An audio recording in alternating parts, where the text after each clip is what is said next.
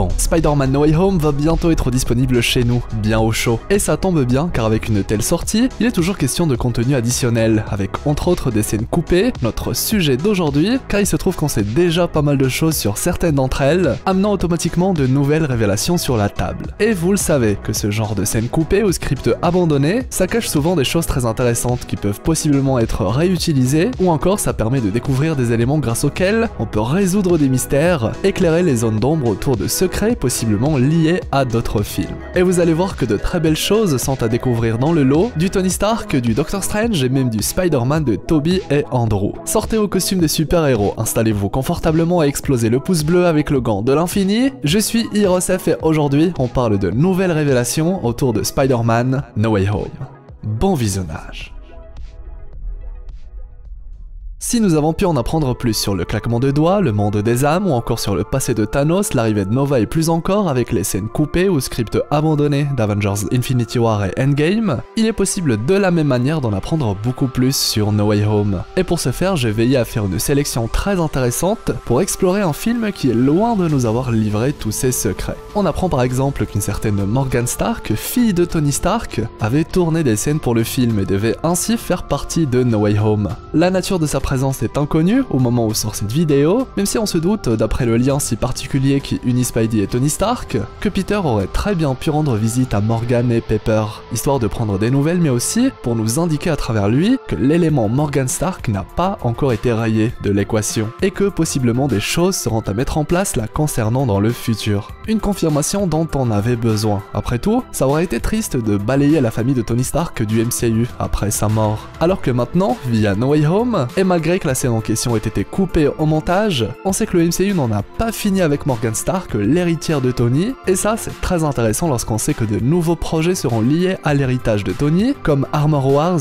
où War Machine, meilleur ami de Tony, sera présent, ou encore avec le projet Ironheart, officialisé, avec là encore une Riri Williams dont le destin est de marcher elle aussi, dans les pas d'un Tony Stark dans l'ombre semble toujours veiller sur l'ensemble du Marvel Cinematic Universe. A noter que la scène coupée en question pourrait de la même manière que celle concernant Morgan Stark dans Endgame, sortir avec le Blu-ray du film Spider-Man No Way Home. En tout cas, c'est drôle de savoir que les apparitions de Morgan sont toujours coupées, comme si Marvel préparait des choses mais se disait qu'il était peut-être un petit peu trop tôt pour les partager au public. Deuxième élément de notre liste, cette fois dédié au Spider-Man de Tobey et Andrew, qui, croyez-le ou non, devaient avoir chacun droit à une scène post-crédit. Oui, ça semble fou, mais c'était bel et bien le cas, du moins à un moment précis du développement du projet. Aujourd'hui, on sait qu'une seule scène post-crédit a été retenue, celle concernant Venom, et le fait qu'il existe désormais en double, à la fois dans l'univers de Sony, mais aussi dans le MCU. Sachant que le teaser de Doctor Strange 2, qui a fait office de deuxième scène post-crédit déguisée, je ne le compte pas vraiment comme une scène post-crédit. Et c'était possiblement pour cette raison qu'une autre vraie scène post-crédit était prévue, avec cette fois les deux autres Spidey du film non retenus, et qui sera du coup remplacé par le teaser de Strange 2. Du moins, ça me paraît logique. À quoi servaient ces deuxièmes vraies scènes post-crédit, dédiées à Andrew et Tobey? Eh bien officiellement on n'en sait rien, même si là encore il est très facile de deviner sa nature, qui, première possibilité, servait à nous montrer les deux Spidey cette fois de retour dans leurs univers respectifs, ce qui est déjà un choix très intéressant, comme on va le voir. Et deuxième possibilité, ce serait carrément un teasing un peu plus direct, où la scène indique qu'un problème est survenu dans les réalités de ces Spider-Man entre-temps, ou que leur absence, et le sortilège de Strange, a touché d'une manière ou d'une autre les rouages de leur monde. Dans un cas comme dans l'autre, l'ambition est claire, le teasing d'une suite. C'est même le propre d'une scène post-générique que de teaser quelque chose en rapport avec la suite. Un personnage qui a finalement survécu, un élément perturbateur qui survient, une pièce du puzzle qui s'ajoute au mystère, bref. Si à un moment ou un autre du développement du film une scène post-crédit par Spider-Man a été envisagée, c'est que Sony prévoit tôt ou tard d'impliquer ces deux Spidey dans autre chose. Et aujourd'hui, même si la fin du film est différente, avec du Venom et du Strange 2, il est possiblement juste question d'un mauvais timing, ou, ce qui me semble le plus probable, il fallait attendre de voir comment le public allait réagir au retour de ces Spidey avant d'annoncer de nouvelles choses les concernant. Logique. D'où les multiples rumeurs qui en pop un petit peu partout sur le web autour du retour d'Andrew, ou encore quant à la présence du Spidey de Tobey dans Doctor Strange 2, une fois le film sorti. En tout cas pour le futur, ça sent très bon pour Spider-Man en général, et on sait aujourd'hui que d'autres projets vont débarquer pour enrichir un univers Spider-Manesque toujours plus fourni. Et ça, c'est beau. Troisième élément de notre liste, cette fois en rapport avec Doctor Strange 2, un grand mystère mis de côté dans Spider-Man No Way Home et qui semble en révéler beaucoup sur le film Multiverse of Madness. On découvre alors d'un côté que le personnage de America Chavez allait bel et bien faire son entrée dans No Way Home, et dans Strange 2, altérant pas mal le scénario du film, car déjà ce personnage est capable de traverser le multivers, littéralement, du moins il possède la capacité d'ouvrir des portails entre différents mondes, rien que ça, ce qui aurait pu causer l'élément perturbateur du film, avec la réalité qui s'entrechoque, etc., les brèches. Finalement, avoir laissé l'introduction de ce personnage pour Strange 2, c'est possiblement ce qui a donné vie, entre autres, à toute la partie où Ned est présenté comme possédant des affinités avec la magie. C'est même lui qui se retrouve à ouvrir des portails à travers le globe pour rassembler les Spidey, un rôle qui devait peut-être à la base être assuré par Chavez. La grande menace de Doctor Strange 2 aurait même très bien pu être amorcée dans No Way Home via Chavez, chose qui finalement sera mise de côté et utilisée dans le teaser de Strange 2, preuve que des éléments modifiés ou supprimés peuvent toujours ressurgir dans d'autres films.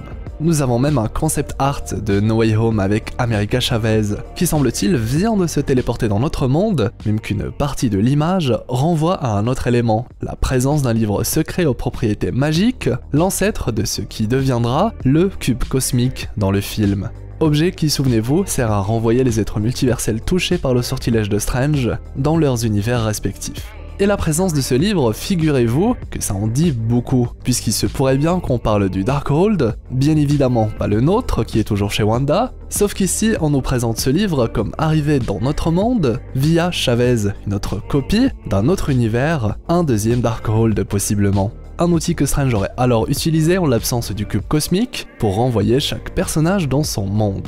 Un livre qui, on le sait, va avoir beaucoup d'importance dans la suite, et qui sert alors de clé pour ouvrir le multivers puisque capable de connecter certains mondes, si on part du principe qu'il a été l'outil utilisé pour réparer les erreurs de No Way Home avec les brèches. Un outil qui, après la scène post-crédit de WandaVision, on le sait, possède visiblement des pouvoirs liés au multivers, puisqu'on entend les enfants de Wanda demander de l'aide alors qu'ils ne font plus partie de notre monde.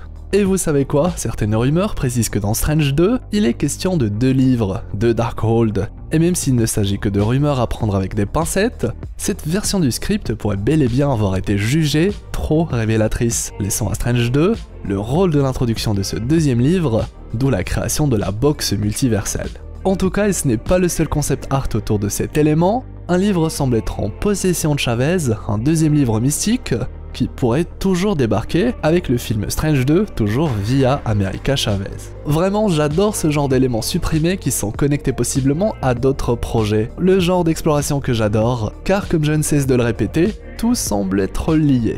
Ah oui, et comme je vois très mal Wanda se séparer de son Darkhold, et que dans le trailer on voit que notre Strange en utilise un, comment vous dire que cette idée de l'existence d'un deuxième livre, ça devient encore plus pertinent. D'ailleurs, je précise que le design du livre est différent, mais je ne pense pas que ce soit un critère important. On parle d'un livre qui vient d'un autre univers, qui possède possiblement une histoire différente, malgré un contenu similaire. Sa couverture renvoie d'ailleurs beaucoup au livre détenu à Camartage, une possible preuve que dans l'univers duquel Chavez a récupéré l'ouvrage, il était sous la protection des sorciers adeptes des arts mystiques, à Camartage. En résumé, vous l'avez vu, que des scènes coupées, un scénario qui a changé avec le temps, ou un élément qui a été abandonné en cours de développement du film, c'est tout autant une manière pour nous d'explorer un univers qui nous passionne. On a même pu lier certains éléments entre eux, ce qui enchaîne les révélations, de nouvelles révélations tout aussi intéressantes les unes que les autres. Et figurez-vous qu'on ne les a pas toutes passées en revue. Du coup, dites-moi dans les commentaires si vous souhaitez qu'on en découvre d'autres, avec une autre vidéo, et qu'on continue d'explorer Spider-Man No Way Home, et ce pour notre plus grand plaisir.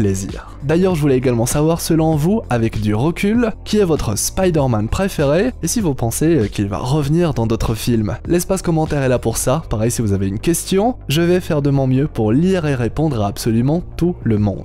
Je compte aussi sur vous pour le pouce en l'air, le fameux pouce bleu avec le gant de l'infini, ça m'aide beaucoup, je dirais même énormément, et m'encourage à vous faire plein de belles vidéos. Je tenais également à vous remercier, c'est officiel, nous sommes plus de 300 000 abonnés sur la chaîne, c'est juste fou. Un grand merci à vous tous pour votre soutien, vos likes, partages, commentaires, etc. Quelle belle aventure et quelles belles explorations. N'hésitez pas à passer sur Instagram ou Twitter, j'y partage souvent plein de trucs, et sinon je vous renvoie sur une belle vidéo autour de Kang le Conquérant et Doctor Strange, une vidéo vidéo qui mérite un petit peu plus d'amour. Une vidéo à ne pas rater avec de très belles théories. Voilà, ceci étant dit, eh bien je vous souhaite une agréable journée ou soirée. C'était Hirosef, l'explorateur d'univers, pour vous servir.